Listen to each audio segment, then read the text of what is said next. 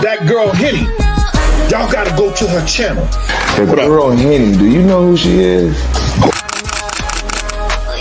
She a blogger or something? Yeah. Yeah. I'm just like, where did this lady come from?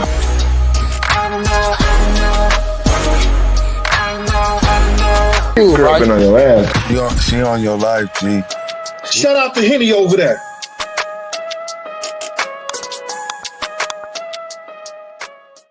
What's poppin', everybody? Welcome back to the bar. It's your girl Henny, and I'm about to pour plenty of the hot Henny that y'all love to sip on.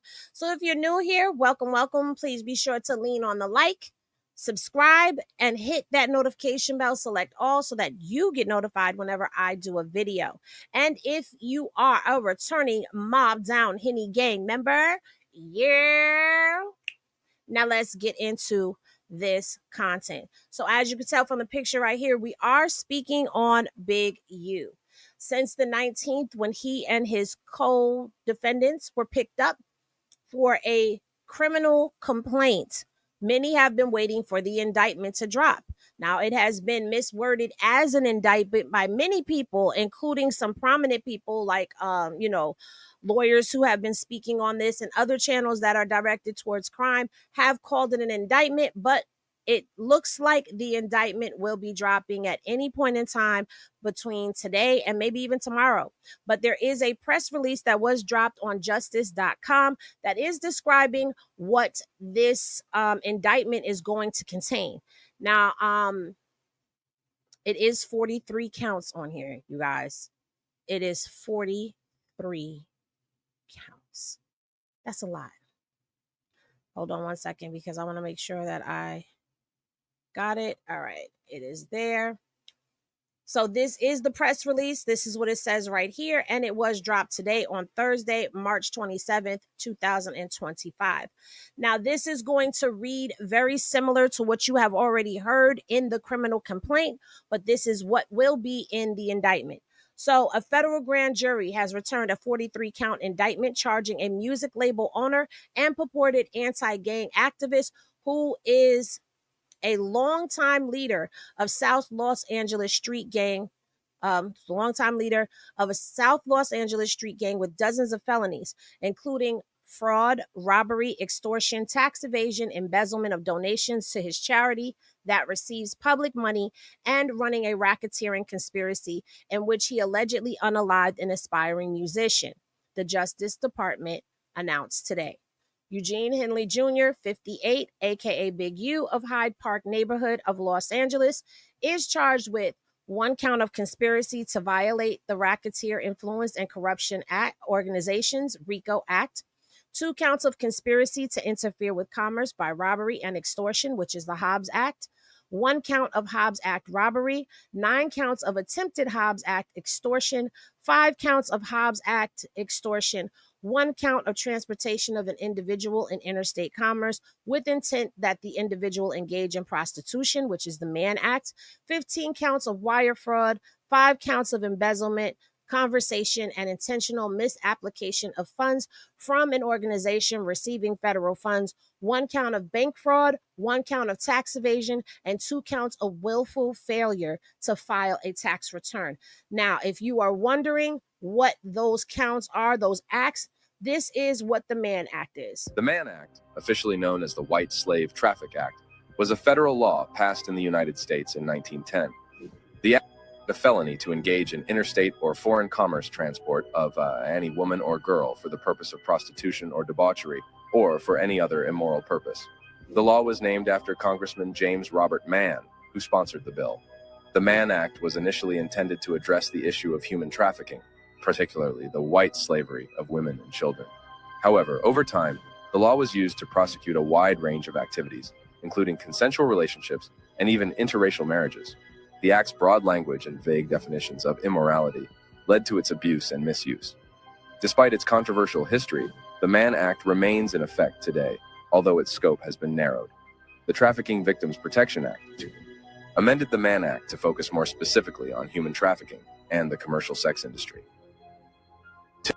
The Act now prohibits the transportation of minors for the purpose of prostitution or sexual activity as well as the transportation of adults for these purposes through force, fraud, or coercion. While the Mann Act has faced for its potential to infringe on individual rights and its history of misuse, its proponents argue that it remains an important tool in combating the exploitation of women and children in the sex trade. The Act's legacy is to shape discussions around human trafficking, prostitution, and the role of the federal government. So that is what the Mann Act is. And the other one that we are going to look at for a second is the Hobbs Act. But before we get into the Hobbs Act, let me just say, did you hear what they said? That it has been misused multiple times and that it has a vague definition of what it is. Not only that, it has been broken down that he is not the one that was actually transporting women from one state to the other. That's not what it was. But it's crazy how all of this just lies on the shoulders of one man. But a RICO Act is layers of things. It's layers. So I guess we're going to have to wait for the indictment of everyone and read through to see exactly what it is that everyone is being charged with, or if all are being charged with all of the same charges. But let me go ahead and let me give y'all the definition of what the Hobbs Act is so that we can go ahead and we can continue and everybody understand what these are. What is Hobbs Act robbery? The Hobbs Act is a federal law enacted in 1946. It addresses crimes involving robbery and extortion. The Act specifically targets crimes affecting interstate or foreign commerce. Under the Hobbs Act, robbery is defined as the unlawful taking of personal property from another person. This must be done against their will. The taking must involve actual or threatened force, violence, or fear of injury. The injury can be to a person or property. The Hobbs Act also covers attempts and conspiracies to commit robbery or extortion. Violations of the Hobbs Act can lead to severe penalties. These penalties often include significant prison time. The Act aims to protect commerce from criminal interference. It is widely used in federal prosecutions involving organized crime. The Act is codified at 18 U.S.C. Prac 1951. It is a crucial tool for federal law enforcement agencies. The Hobbs Act has been upheld by the Supreme Court. It remains a vital statute in combating serious criminal activities. So this is what the Hobbs Act consists of. So now that you know what the charges are, now it says Henley, a long-time member of the Rolling 60s neighborhood Crip Street Gang, has been in federal custody since March 19th after being charged in a federal criminal complaint. Complaint. His arraignment is scheduled for April 8th in the United States District Court in downtown Los Angeles. He has a detention hearing scheduled for April 10th, also in Los Angeles Federal Court. If you remember earlier, I told you that his detention hearing was moved from the 31st to April 10th, but that there was no PDF. It was just like a text that was in the file. So there's the confirmation that the April 10th date is accurate and correct. It says also charged in today's indictment is Sylvester Robinson Vey of Northridge, Mark Martin, 50, aka Bear Claw, of the Beverlywood area of Los Angeles, Tremaine Ashley Williams, 42, aka Loose Cannon, of Las Vegas, Armani, I don't know how to say her last name, 38, aka Mani, of Koreatown neighborhood of Los Angeles, Frederick Blanton Jr., 43, of South Los Angeles, and Tiffany Hines, 51, of Yoruba Linda. Okay, so these defendants are in federal custody and are expected to be arraigned in this coming week. Henley led a criminal enterprise whose conduct ranged from murder to sophisticated fraud that includes stealing from taxpayers and a charity, said acting U.S. State's Attorney Joseph McNally. Eradicating gangs and organized crime in the Department of Justice Eradicating gangs and organized crime is the Department of Justice's top priority.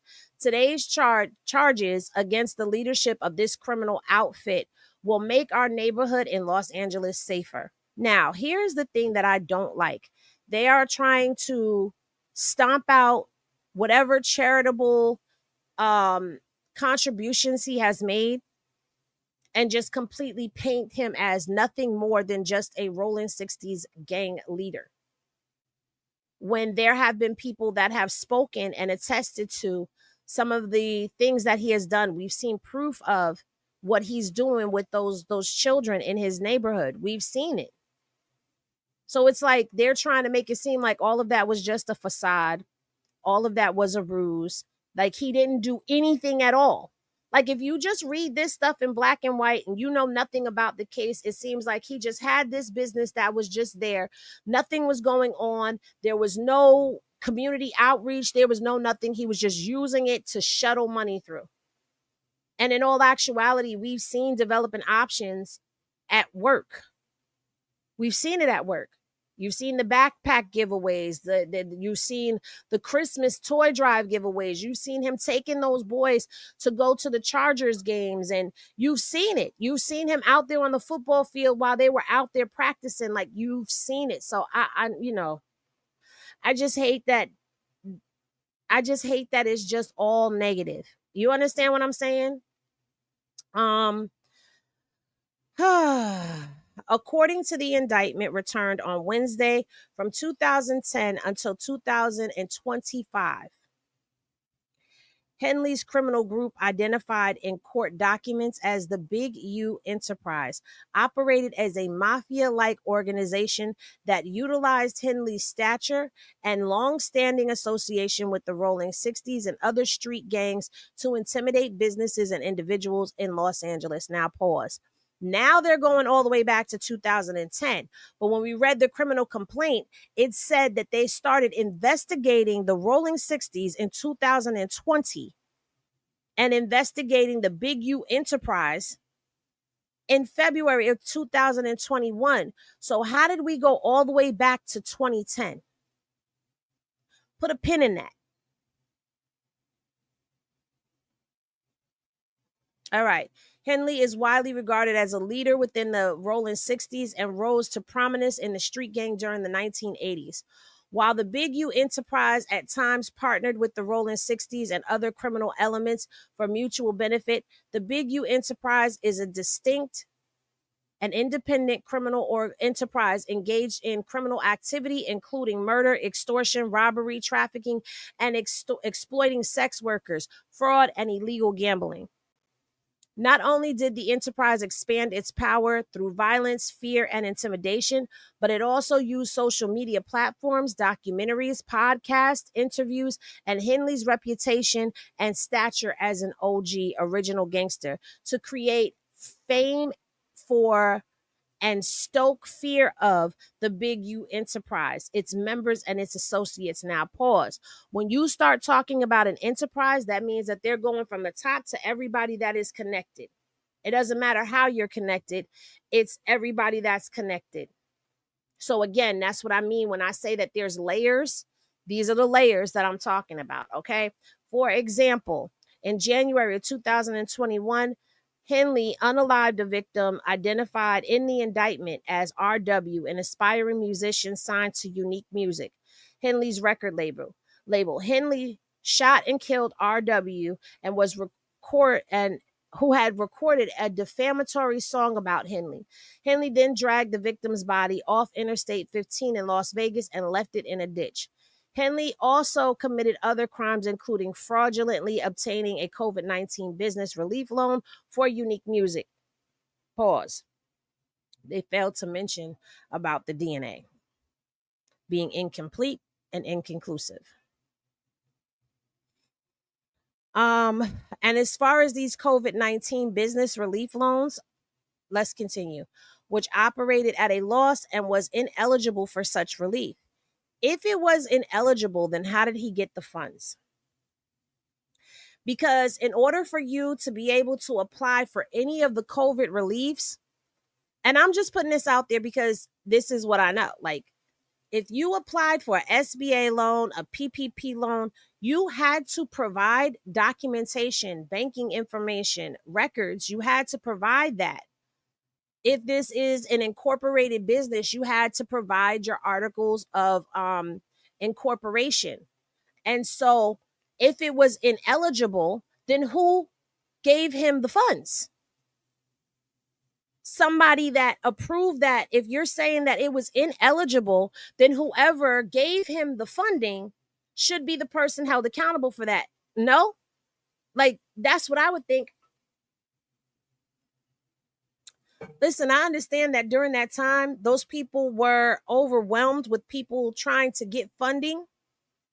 But if you're saying now that he was not eligible, but you're saying he fraudulently obtained the COVID-19 relief, then who overlooked what? Anyway, he used his anti-gang charity Developing Options as a front for fraudulent activities and to insulate other members of the Big U enterprise from law enforcement suspicion. Henley further embezzled large donations that celebrities and award-winning companies made to Developing Options, which Henley immediately converted to his personal bank account. According to the indictment, Developing Options is primarily funded through the city of Los Angeles' mayor's office, through the Gang Reduction Youth Program, Youth Development Foundation, the GRID, portions of which receive federal funding, but also receives donations from prominent sources, including NBA players. Finally, the indictment alleges that as part of the racketeering conspiracy charge, that during the early morning hours of March 19th, while law enforcement, sorry, y'all. Okay, during the early morning hours of March 19th, Henley posted to the Crenshaw Cougars Instagram account claiming racial profiling, blaming his co-defendants and opponents for the criminal charges filed against him in a federal criminal complaint. And instructing the public not to associate with his co-defendants and known opponents. Now, I didn't see that. Henley surrendered to law enforcement without his phones. Now, let's put a pin in that for a second. I only saw him talking about Whack and 600. In those videos, that's what he was talking about. Whack and 600. So are Whack and 600 his co-defendants?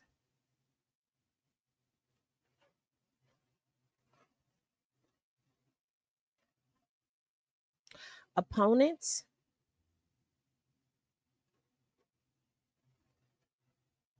That verbiage is raising my eyebrow right now. I didn't hear him saying, don't talk to Armani, don't talk to Vay, don't talk to Bear Claw. I didn't hear that. Did y'all hear that? Let me know down in the comment section. Did I miss something? Because I didn't get that. I got him talking about whacking 600. They go on to define an indictment is merely an allegation. All defendants are presumed innocent until proven guilty beyond a reasonable doubt in a court of law. So this is like them giving you the riot act to tell you that everything in here is still alleged. Okay, this is alleged and everyone is presumed innocent until we prove them guilty. Okay, if convicted, Henley, Robinson, Martin would face a statutory maximum sentence of 20 years in federal prison for racketeering conspiracy count. The bank fraud count is punishable by up to 30 years in prison. The Hobbs Act conspiracy, robbery, and extortion, and the wire fraud counts each carry a statutory minimum sentence of 20 years in federal prison. The Mann Act count and the theft concerning programs receiving federal funds count each carries a penalty of up to 10 years in federal prison. Tax evasion count carries a statutory maximum sentence of 5 years in federal prison, while the willful failure to pay, file a tax return count is punishable by up to 1 year imprisonment. The FBI's Los Angeles Metropolitan Task Force on Violent Gangs, IRS, Criminal Investigation, the United States Department of Justice Office of Inspectors General, the Los Angeles Police Department, and the North Las Vegas Police Department are investigating this matter. Assistant United States Attorney Kevin J. Butler and Jenna A. McCabe of the Violent and Organized Crime Section are prosecuting this case. And that is what they have to say. you know, one thing that I was looking at when I was looking at these documents is right here. It was saying the 14th. Post indictment arrangement, the 14th. On this one, post indictment arrangement 414. Post indictment arrangement 414. Preliminary hearings were all on 4/8. Okay, just like on this one, 4/8, 414. Even this one. Okay, there is no preliminary hearing here, but there is a post indictment arrangement, and this is for Sylvester Robinson of 4/14/2025. Let me get that document over here for y'all. When we get over here to Armani, same thing, preliminary hearing on 4/8, post indictment arrangement 414. All right. We get over here to Big U, his post indictment arrangement. His preliminary hearing is different from everybody else's. His preliminary hearing is going to be on April 3rd, with his post indictment arraignment on 4/8. And as we read in the press release, his actual detention hearing will be on 4/10 of 2025. Now, as of right now, I cannot say that the indictment has officially dropped. Right now, all we do have is this press release from the Justice Department. So this is something that is continuing to develop. And I will definitely keep you guys posted as information becomes available. But y'all let me know what y'all think down in the comment section below about all of this. Do y'all feel like these charges are trumped up charges? Let me know. Because for me, this is outrageous. This is really outrageous. And that's all that I'm going to say about that. But thank y'all for tapping in and tuning in for this update. I will keep you posted, and I'll see y'all in the next video. Peace, everybody.